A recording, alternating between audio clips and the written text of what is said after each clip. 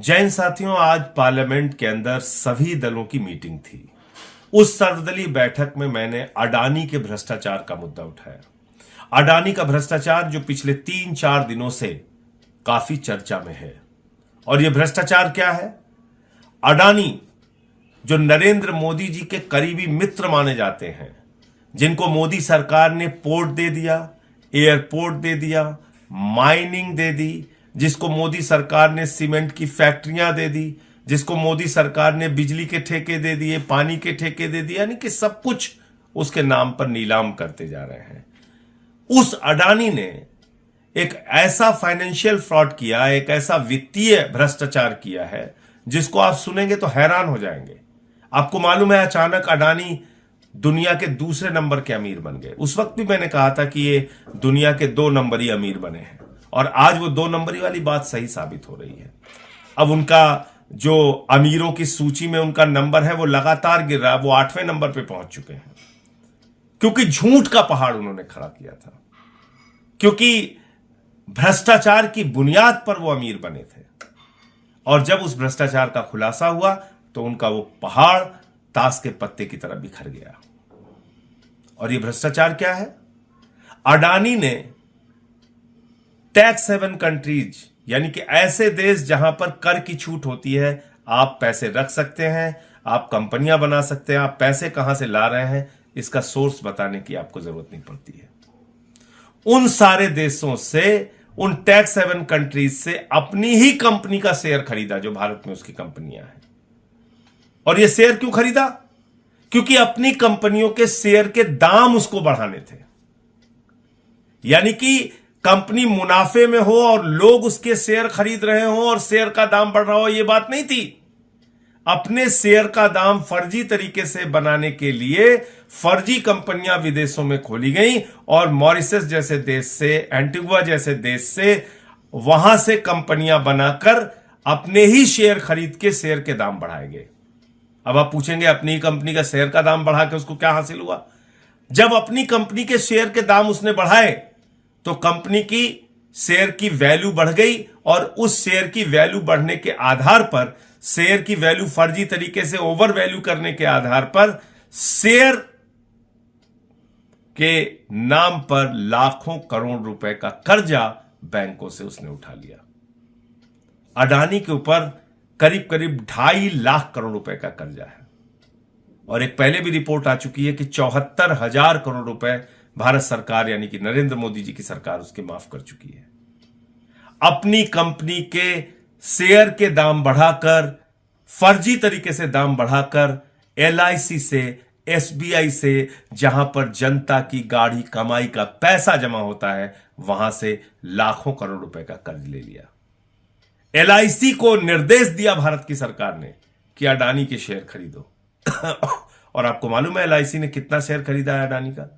87,000 करोड़ रुपए का शेयर खरीदा है। इसी प्रकार से हजारों करोड़ का कर्ज SBI ने दिया है और तमाम बैंकों ने दिया है। तो आप कल्पना कीजिए कि कितना बड़ा भ्रष्टाचार है। LIC में लोग अपनी जिंदगी की गाढ़ी कमाई का पैसा लगाते हैं, SBI में लोग अपनी जिंदगी की गाढ़ी कमाई का पैसा जमा करते हैं। क्या नारा है LIC का? जिंदगी के साथ भी और जिंदगी के बाद भी। यानी कि ईश्वर ना करे कि आपके साथ कोई दुर्घटना हो जाए तो आपके परिवार का सहारा बनेगा LIC। आपकी बेटी का सहारा, आपके बेटे का सहारा, आपके बच्चों का सहारा, आपके परिवार का सहारा बनेगा LIC।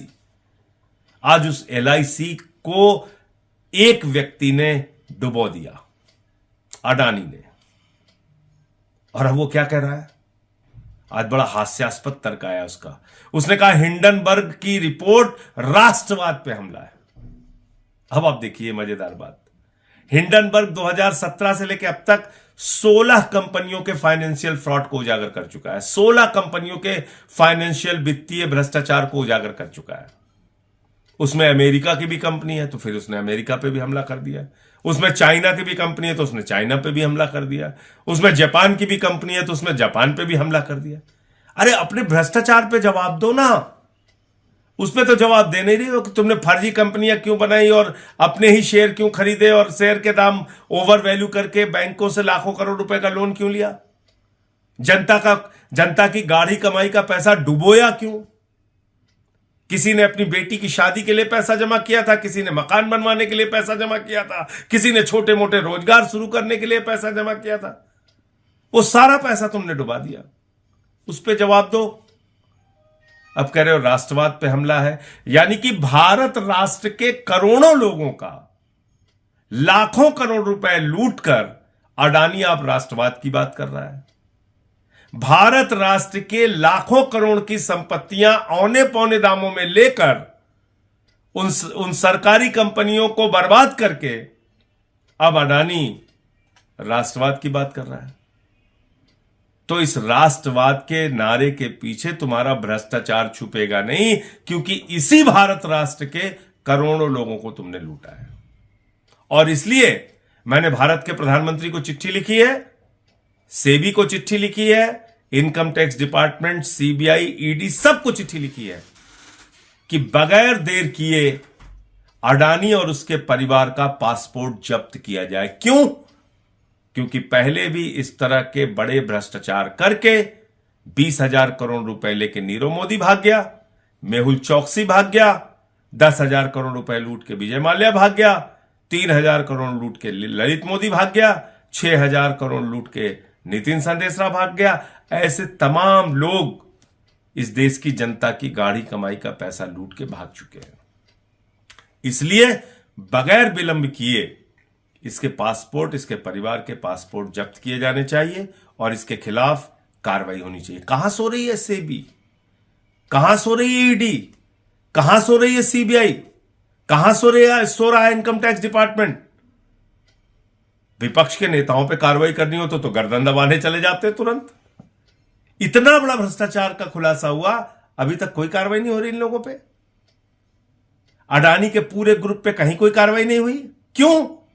क्योंकि ये भारत के प्रधानमंत्री के सबसे करीबी मित्र हैं।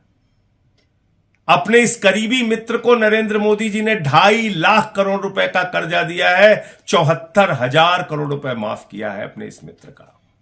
आप कल्पना कीजिए, आपको अगर नौकरी देने की बात आती है तो कहते हैं -20 डिग्री टेम्परेचर में देश की सेवा करो और 4 साल के बाद रिटायर होकर दर दर की ठोकरें खाओ, अग्निवीर बन जाओ।